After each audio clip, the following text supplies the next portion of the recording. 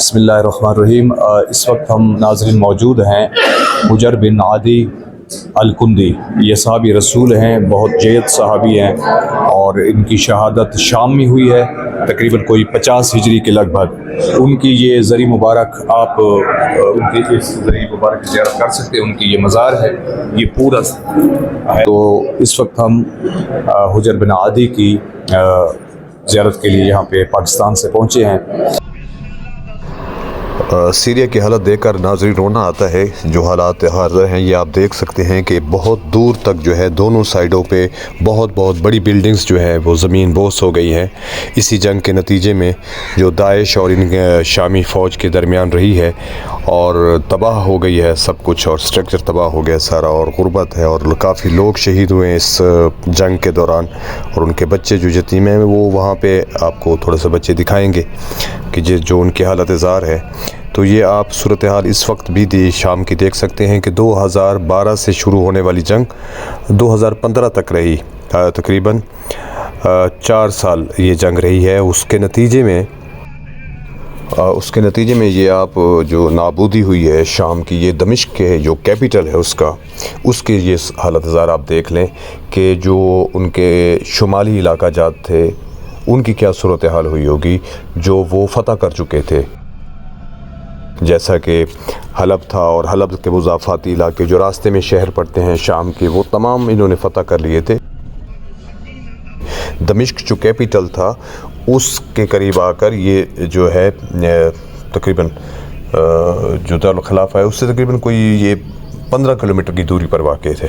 یہ ان کو روکا گیا ہے، اور بڑی پلاننگ تھی 5 کنٹریز کی کہ شام کے اس سیٹ اپ کو جو ہے نا پلٹ دیا جائے۔ تو اس کے نتیجے میں جو نقصان ہوا ہے وہ آپ دیکھ سکتے ہیں کہ کس لیول کا تھا۔ تو اللہ تعالیٰ خیر فرمائے تمام مسلم ممالک کی، اور امن ہو، سلامتی ہو۔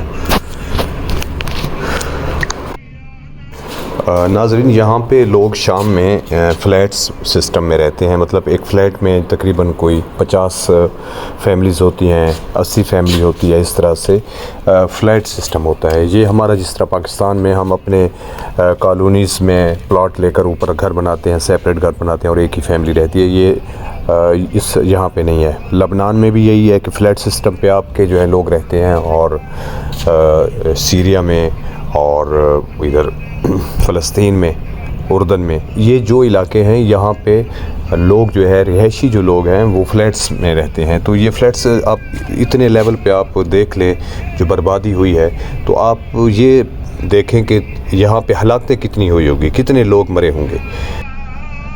تو ان کے بچے اب جو ہیں وہ بھیک مانگ رہے ہیں، وہ ہاتھ پھیلا رہے ہیں، کمانے والا کوئی نہیں ہے۔ تو چلے بہت تکلیف دہ مناظر ہیں عزیزان گرامی۔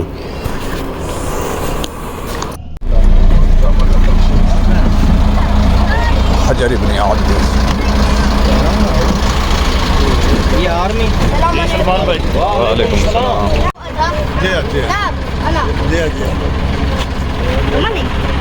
السلام علیکم جی۔ اس وقت حجر بن عدی صحابی رسول رضی اللہ تعالیٰ عنہ کے مرکز اور مزار پہ پہنچ چکے ہیں، اور ان کی زیارت کرتے ہیں، اور آپ کو بھی زیارت کراتے ہیں میرے ساتھ۔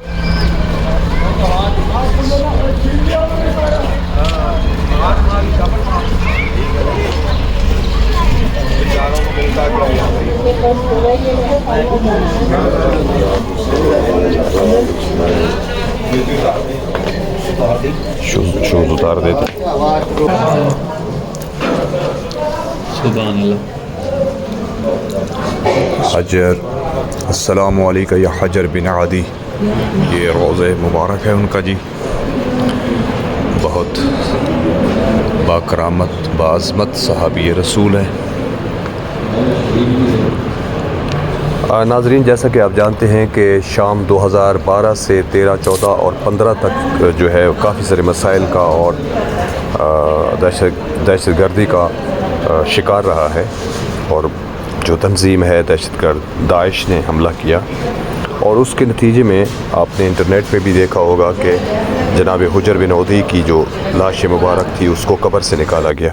1400 سال بعد بھی آپ کی لاش تر و تازہ تھی، کفن موجود تھا، اور سر پر زخم اور خون دیکھا جا سکتا تھا۔ پوری دنیا میں آپ کی لاش کو انٹرنیٹ پر دکھایا گیا اور لوگ جو تھے اس معجزے کو دیکھ کر حیران ہو گئے کہ 1400 سال گزرنے کے باوجود بھی جو آپ کی لاش مبارک تھی وہ کتنی تر و تازہ تھی۔ ناظرین، جناب حجر بن عدی الکندی کا مزار جو ہے دمشق سے تقریباً کوئی 35 سے 40 کلومیٹر کی دوری پر واقع ایک مقام ہے جس کا نام ادرا میں واقع ہے۔ آپ صلی اللہ علیہ وآلہ وسلم کے مخلص صحابہ کرام میں شامل ہیں، لیکن چونکہ زیادہ وقت آپ نے حضرت علی علیہ السلام کے ساتھ گزارا اس لیے صحابی علی بھی کے نام سے بھی آپ بہت مشہور ہیں۔ آپ زہد و کثرت عبادت کی وجہ سے عرب میں مشہور تھے۔ آپ غیر معصوم ہو کر بھی ہر رات 1000 رکعت نماز پڑھا کرتے تھے۔ آپ کا لقب مستجاب الدعوہ ہے۔ آپ جنگ صفین میں حضرت علی علیہ السلام کی فوج کے جرنیل تھے اور دوسرے جرنیل جناب مالک اشتر تھے۔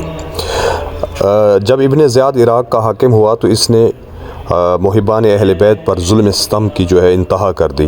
آپ کو شام بدر کر دیا گیا اور اس مقام پر جہاں آپ کا مزار واقع ہے ایک بیٹے اور 5 ساتھیوں سمیت آپ کو شہید کیا گیا۔ جس وقت حضرت حجر بن عدی مقام ادرا پر پہنچے تو امیر شام نے قتل کا حکم دیا۔ حضرت حجر نے کہا کہ بے شک ہمیں قتل کر دو لیکن پہلے تھوڑا سا پانی دے دو تاکہ ہم وضو کر کے نماز ادا کر سکیں۔ تو پانی نہیں دیا گیا۔ تب جناب حجر نے آسمان کی طرف منہ کر کے بارش کے لیے دعا مانگی۔ ابھی دعا کے جملے مکمل بھی نہ ہوئے تھے کہ بارش شروع ہو گئی اور پتھر اڑ اڑ کر آنے لگے اور خود بخود ایک غسل خانہ بن گیا۔ حضرت حجر اور ساتھیوں نے اس بارش کے پانی سے غسل فرمایا، غسل میت کیا اور نماز ادا فرمائی، اور 2 رکعت نماز ادا کرنے کے بعد حضرت حجر نے دشمنوں سے کہا کہ یہ میری زندگی کی مختصر ترین نماز ہے جو میں نے آج ادا کی ہے۔ نماز کے بعد حضرت حجر نے کہا کہ اب میرے سامنے سب سے پہلے میرے بیٹے کو شہید کرو۔ وجہ پوچھنے پر بتایا گیا کہ میں نے اپنے اس بیٹے کی تربیت آل رسول کی محبت کے نتیجے میں کی ہے اور اب میں اس کا اثر دیکھنا چاہتا ہوں۔ بہرحال حضرت حجر کے سامنے اس کے بیٹے اور بعد میں حضرت حجر بن عدی کو شہید کر دیا گیا اور پھر 5 جو ساتھی تھے ان کے ساتھ ان کو بھی اسی ادرا کے مقام پر شہید کر دیا جاتا ہے۔ ساتھ ہی ایک خوبصورت مسجد بھی موجود ہے۔ جناب حجر بن عدی کا تعلق کوفہ کے جو قبیلہ ہے الکندی ان سے تھا۔ آپ کی شہادت کی خبر رسول خدا صلی اللہ علیہ وآلہ وسلم نے یہ کہہ کر دی تھی کہ آپ کو مقام ادرا پر شہید کیا جائے گا۔ بی بی زینب سلام اللہ علیہا کا فرمان ہے کہ جو بھی شام میری زیارت کو آئے اور وہ میرے چچا جناب حجر بن عدی کی زیارت کو نہ جائے تو گویا اس نے میری زیارت بھی نہیں کی۔ تو جناب حجر بن عدی کی زیارت جب بھی آپ شام جائیں تو لازمی کیجیے گا۔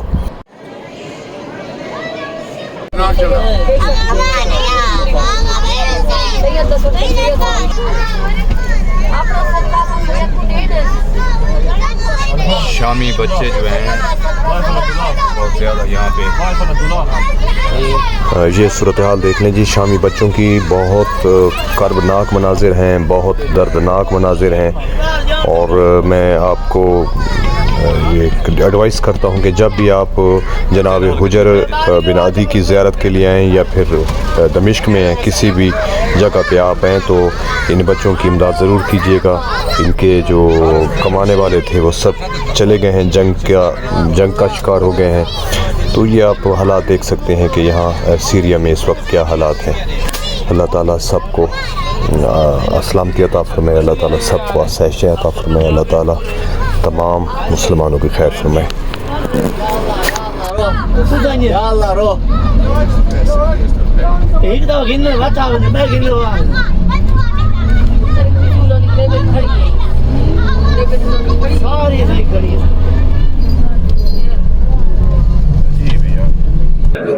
ناظرین، اس وقت ہم آپ سے اجازت لیں گے حجر بن عدی الکندی صحابی رسول کی مرکز سے، یہ دمشق کے مضافات میں ہے۔ اللہ تعالیٰ سب مسلمانوں کو ان کی زیارت کرنے کی توفیق عطا فرمائے اور اسباب پیدا فرمائے کہ وہ ان کی زیارت کر سکیں۔